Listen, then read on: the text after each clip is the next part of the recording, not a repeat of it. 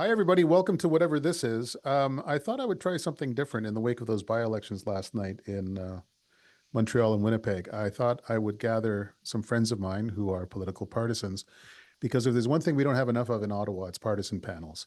So I thought I would see what my friends make of all of this.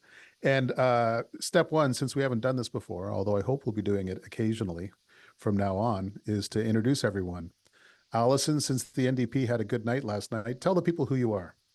Sure. My name is Allison Gifford. I am Vice President of Policy and Public Affairs at Clear Strategy, which is a consulting firm.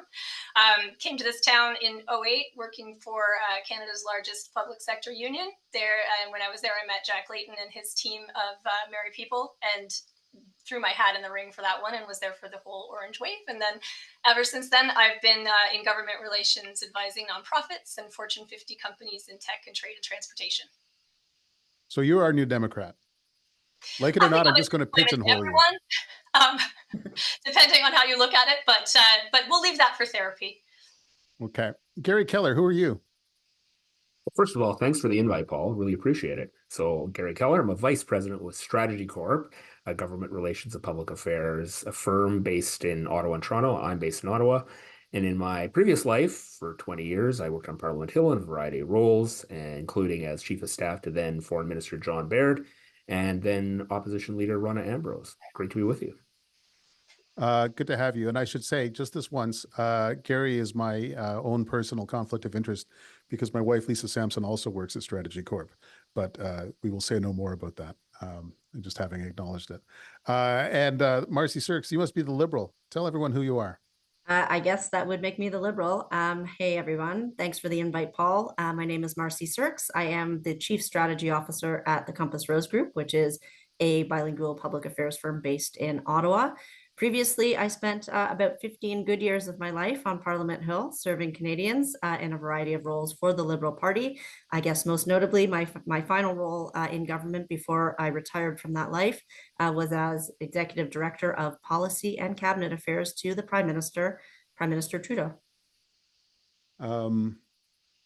It's really good to have you all. Just so everyone knows, the parties did not send these people as their emissaries. These are just all old friends of mine who have actually worked in the trenches and who think for themselves, but who are big fans of the parties that they represent here. What the hell happened last night? To some extent, it wasn't super surprising, but I'll start with you, Allison. What do you make of the near miss in Verdun for the New Democrats and the victory against pretty stiff opposition in Winnipeg? Yeah, I'll start with Winnipeg. I mean, if the NDP wasn't successful in Winnipeg, I would say, I remember when Jim Malloway lost Elmwood Transcona in 2011, and that was during the Orange Wave, but also during, a lot of momentum during the strong, stable majority Conservative government. I'll always remember that slogan. Congrats to whoever wrote it on the other side. But I think it's an example of a few things. I mean, the first time I met Jagmeet Singh was working as an organizer on a by-election campaign. And one thing maybe not everybody knows about him is he's really great on the ground. He's a really, really great organizer. He's got a lot of energy. I mean, not unlike Trudeau when there's a band of, young people behind, very excited. I could see that it was smart to bring the leader there, and it was smart for him to drum up that energy. But the second thing I think is, you look around and there's a lot of New Democrat governments out west, and Saskatchewan is in play as well. And I think the other thing is, there's still a piece of the NDP brand left in Manitoba, and enough people, I guess, still believe that the party is in it for the right reasons, and that's where they put their support. If last night had gone worse, would Jagmeet Singh's leadership be in trouble today? Again, I don't think so because, during the Orange Wave, we lost that seat. So I really don't think so. Okay. Garry Keller, bit of a disappointing night for the Conservatives. You went home empty-handed. But what do you make of the voter dynamics that were at play last night? Well, actually, I think it was a fairly good result for the Conservatives in Elmwood Transcona. Sure, they didn't win, but they had their second best performance they've ever had in that riding, in a riding that has been orange as long as you can count it, except for 2011, as Allison pointed out. I mean, this was Bill Blakey's seat going back to the 70s. And before that, I took a look. That riding had been part of J.S. Woodworth's riding, the founder of the CCF, Stanley Knowles, who'd been a New Democrat MP for 40 years. I mean, this is not exactly a big change switcher riding. And so had the New Democrats lost it, there'd be a lot more questions. I think Allison's point is fair too about the fact that, provincially, there are strong troops on the ground. You have an NDP majority government. Wab Kinew is a pretty popular premier out there, and so whatever resources the NDP were able to marshal to get out the vote, they probably were able to do so. And they probably also had a long track record of identified voters get out the vote, that sort of thing. So the fact that they held a riding with the Conservatives that they've held for decades. And the Conservatives had their second best performance ever. I'm not sure exactly. It's a high-fiving all around for the New Democrats. So there's that. And then in LaSalle, Emard Verdun, again, a riding which has never been conservative. I think they had their best ever performance again last night in that riding as it's currently constituted. And you have to remember, too, Montreal isn't exactly a hotbed of CPC activism. They haven't elected a Conservative MP of any stripe on the island of Montreal since 1988. So, a fourth place was pretty much expected, and they still had their best ever performance there. So, take what it's worth. I think they're fine. They're going to be fine with the result because neither of these two seats are on their top target list for the next election. My hunch is that especially in Verdun, LaSalle Amard, the low-key message to the Conservative candidate was nobody minds if you spend the month in Vegas. That if the Conservative vote had gotten too high, weird things might have happened that might have included the Liberals keeping the seat. I mean, did the Conservatives take a dive in Verdun? I don't think they took a dive. I just think you look at a history of a riding like that, having been in a leader's office, a political party leader's office, you take a look at a riding, you go, look, do we have any realistic chance of doing any damage in this riding? And if you don't, you do the bare minimum. You have the leader show up once. You put a little bit of effort into it, but you're not expecting a massive wave to happen. So. Marci, tell me the Liberal story of last night. Yeah, so about last night. Look, I think by-elections often don't matter except for when they do.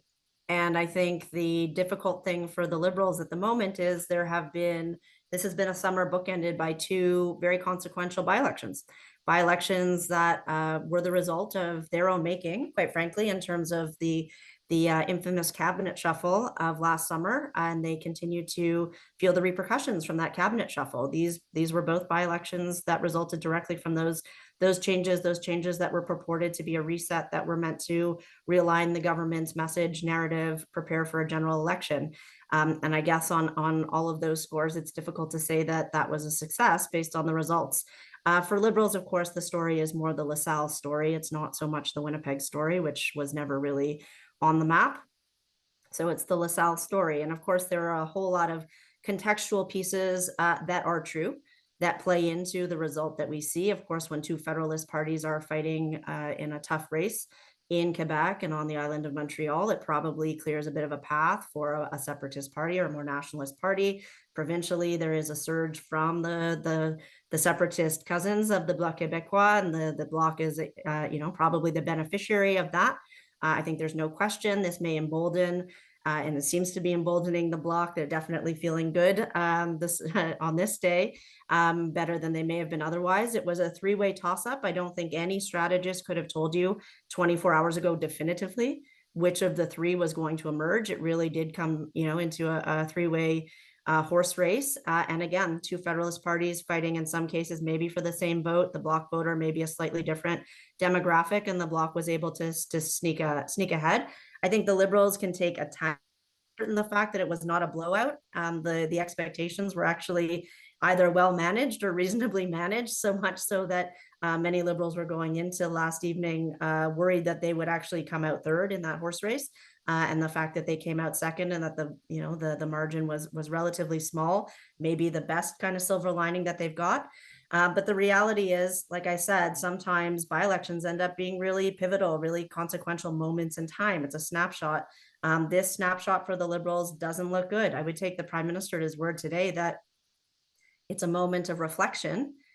Presumably, there have been reflections going on since the St. Paul's election at the front end of the summer. So there's continued reflection underway. One has to assume that something is going to give. There hasn't been much demonstrable action or change since that first by-election.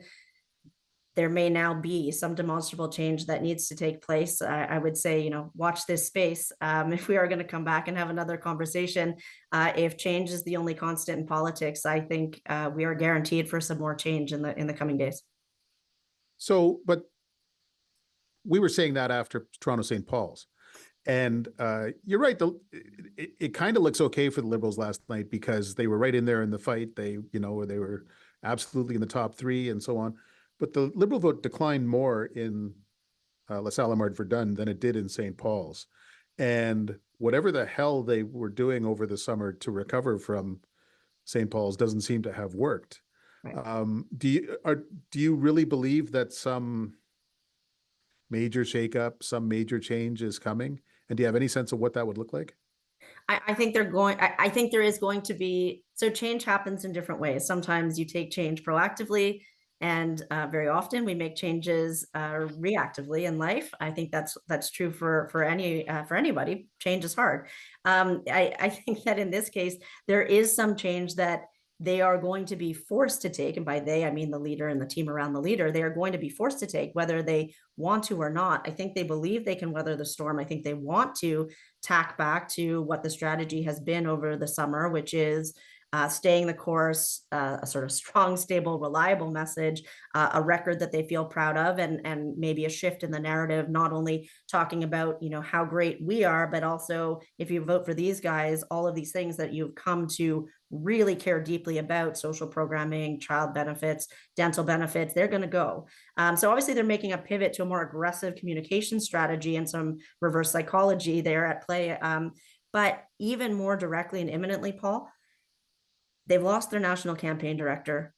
That is a change that will have to be made soon, if not yesterday, today, tomorrow.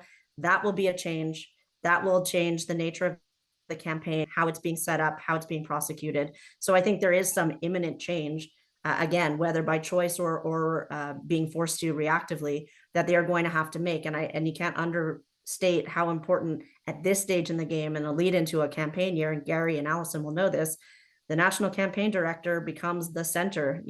That's the center of the action. It pivots to campaign. If the campaign is good and working, everything else becomes subservient to the campaign. I don't know. This isn't like mid-season of the West Wing. I don't know who the Bruno is that's going to emerge to start running the re-election campaign, but somebody is going to emerge very soon. And that will begin to start a series of other changes. Not to mention, we may see some more changes to the ministry in the days and weeks ahead, if the rumor mill is to be believed. Cabinet shuffle. That'll change everything. Well, sorry, it does change everything, not necessarily for the better, but it does change everything. But to that point, yeah, both by-elections we just had, Toronto St. Paul's was predicated because Carolyn Bennett was a victim of a cabinet shuffle, and the same thing in La Salle, David Lametti was a victim of cabinet shuffle, and so they didn't necessarily have to force those two out. They did, and they ended up having by-elections around them, and they lost both of them. So you know what? Maybe cabinet shuffles aren't that all cracked up they are to be. So, Garry, what have you been thinking as you've watched the Prime Minister since June 27th, since that by-election? What do you make of the Liberal Party's behavior over the summer and in the first days back in Parliament? I thought it was strangely anemic over the summer. I thought it was pretty quiet. I thought, for a little while, of course, people are going to take summer holidays. They're going to, press reset a little bit. But, I was, strangely fascinated by the fact that there was very little in the way of change. And as the summer went on, it became very clear that no, we did all the big change last summer. We had a cabinet shuffle, we had all these other changes, and that didn't change our fortunes. So we're going to keep plugging away as if nothing happened. You know, the prime minister was out on the hustings. He was meeting with people, taking a lot of selfies, and not that that's a crime, because I think Pierre Poilievre was out there taking a lot of selfies. I think Pierre Poilievre was in 9 provinces, did 80 some events. You know, but you know, there was no real messaging. Mark Carney's ascendancy was a dominant conversation for part of the summer. He didn't end up running for them. He's got this hybrid role, which I think in a lot of ways is designed so that he doesn't have to declare his massive conflicts of interest that he'll have going on. And so, you know, I think they've just decided we're gonna plow ahead and just keep going. And you know, that I think speaks to the challenge that they have, is that increasingly it points back to the problem isn't necessarily the Liberal Party brand, although it is right now, but it all leads back to the prime minister, right? It's all about the prime minister and his personality. And even progressive folks that I know and talk to say, like, they've completely tuned the man out. You know, he says something and it goes one ear and out the other, and they're just not listening. And so that is a huge challenge for them. And then you look at the timing, and you know, he says he's staying. There appears to be no campaign to force him out. There was no campaign to force him out over the summer. And so I think they're going to ride that horse right into the next election. A couple questions for the group. Is Justin Trudeau still going to be the Liberal leader at Christmas? And does anyone think there's a chance we're going to have an election before Christmas? Allison, you go first. I don't think that we're going to have an election before Christmas. I think that there will be enough support somewhere in the House for the Liberals to keep going a little bit longer. You know, we've speculated so much about whether Justin Trudeau is going to be coming back. It's really up to Justin Trudeau at this point. He's, you know, there's been a lot of opportunities to leave in a cleaner fashion. It just gets messier by the day. But I think we've all seen this movie before. Like, I remember 2014 with the 10-year-old government. It's the same thing, right? Like, nobody's into it anymore. Everybody's tired. They're not trying new stuff.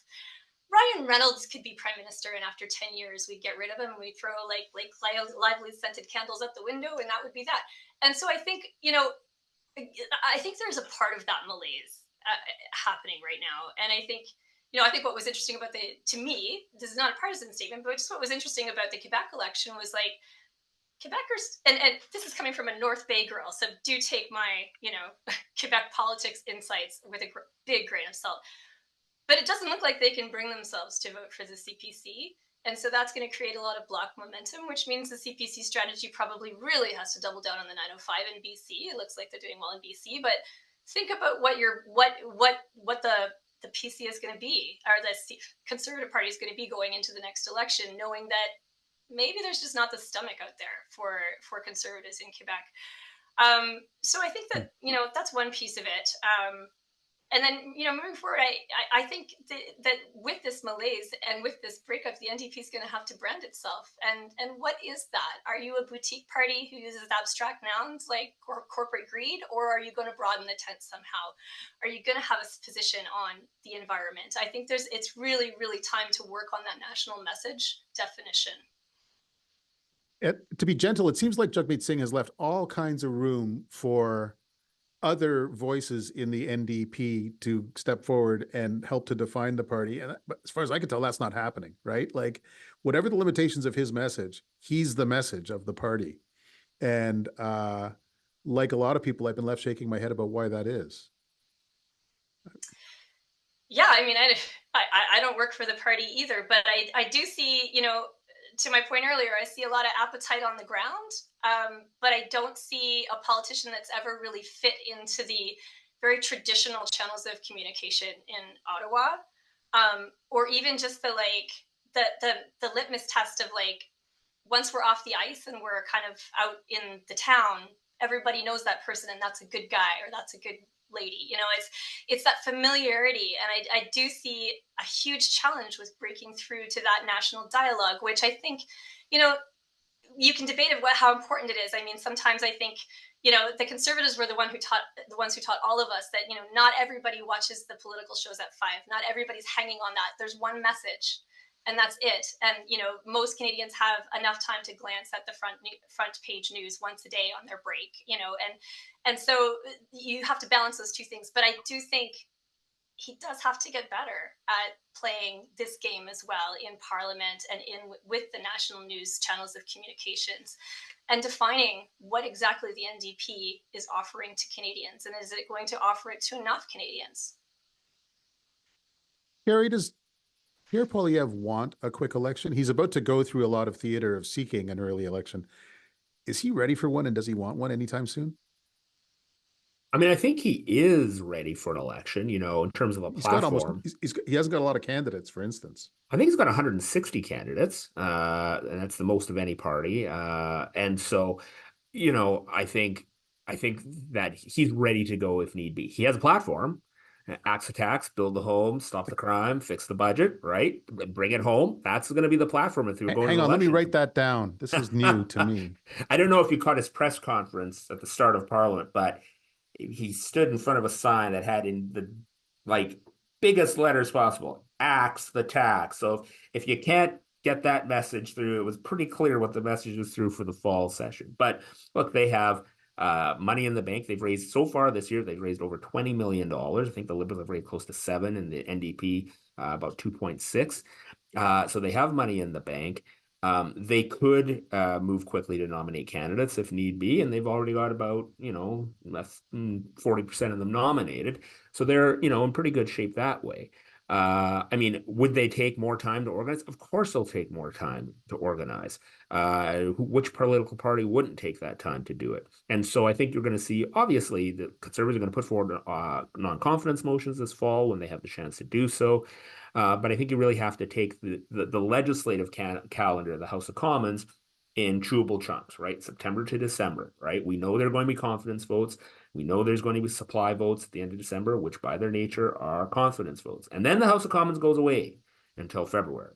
And so it's a chance to press the reset button. And then, so if we survive December, it really means we survive until February at the earliest. And so I do think that there's lots of time to move forward. I don't think we're having an election this fall. I'd put money down on the fact that we're not having an election this fall. But smarter minds than me have been right on that front as well. So we'll take it as it comes. And really, to the question about the Prime Minister, increasingly I think it's his decision. If he at point this fall says, "I'm done, I've had enough," well, that's one thing. But I don't think he's going to be pushed out of his own volition. So I think that also has an impact on timing and forecasting of when an election might be. Last question, Marci. If the Prime Minister doesn't start making some absolutely breathtaking announcements soon, don't other people just start to walk away? Yeah, absolutely. I mean, I think that's more of what we're going to see. I agree with Allison and Garry, and so far as I don't believe anyone is pushing the Prime Minister out, and there can be multiple reasons for that. The first is there is no clear successor, and I don't believe that anybody wants to be in a situation in a leaderless party a maximum a year out from a general campaign. So there is that. That is not what's going to happen. The other thing that I think still holds, in spite of frustration, and we are probably going to hear increasing frustration from the caucus, which was relatively tame actually last week out in Nanaimo. But the reality of the Liberal Party, why I love the Liberal Party so much, it's an institution with no democratic deficit. It has a democratic surplus. People do speak out and talk about their feelings and what their thinking is. And we probably will hear a little bit more verbalized from caucus members who are frustrated, more audibly frustrated with the Prime Minister's leadership. And that's going to be difficult. Again, I don't see, though, caucus to take decisions. And, we have seen in the not very distant past that caucuses can come together in that sanctuary of caucus and decide to make a big choice about their leader. That does not appear to be what is happening behind the scenes here. That being said, frustration can lead to resignation. People who are elected do look at the polls. They know what's up. And not only do they look at the polls, they know what their constituents are telling them. And there are going to be more and more of them who are feeling less certain about their own political future and the viability of a campaign in this situation less than a year from now. So I do think we may see more people moving aside. And again, some of that will be a decision based on what's happening or their perception of what's happening and the perception of whether or not they can win. There are also a good number of people in the Liberal caucus who have been sitting there since 2015. There are a good number of ministers who have been sitting there since 2015. And so while I actually believe the Prime Minister remains all in and seems to have the gas in the tank to keep going, there are many others around who are not in that same situation. They feel they have done what they came to do. They feel like they have accomplished what there is to accomplish. There is no further path. There is no greater office or higher office to seek. And so for even very ambitious people, this may just be the natural end of the road. And that is sometimes just a normal parting of ways. So we may see some resignations or more people suggesting they're not going to reoffer. Again, some of that will be natural attrition. Some of it will be linked to what is happening. And all of that, I think, is going to start shaking out more and more in the coming weeks. But in terms of speculating on the leader's own future, I really would prefer not to do that, other than what I said which is I believe he is all in. I too would not place a bet on an election this fall. So if we're all wrong, then we've just lost a lot of money. But I think that is the bet. But I do think that the dissolution of SACA and the fact that the NDP is now going to have to rationalize every single time that they are, voting in support of the government line by line through supply and through the estimates, it's going to become increasingly painful. And that likely means either them or the Bloc, one of the dance partners, is just going to get tired of that dance sooner than later. And so, that path to October 25, which I think the Liberals would love, I think they want to play for time. They'd love to get to October 25. Don't know if it's going to last that long. I don't even know whether this Zoom call ends at the half-hour mark. So I'm just, to play it safe, I'm going to say we're going to have a lot of time to discuss all of this in the future. I hope we'll get a lot of chances to reconvene this panel in the months ahead. Thanks, everyone, for helping me out today. I feel smarter already. Talk to you soon.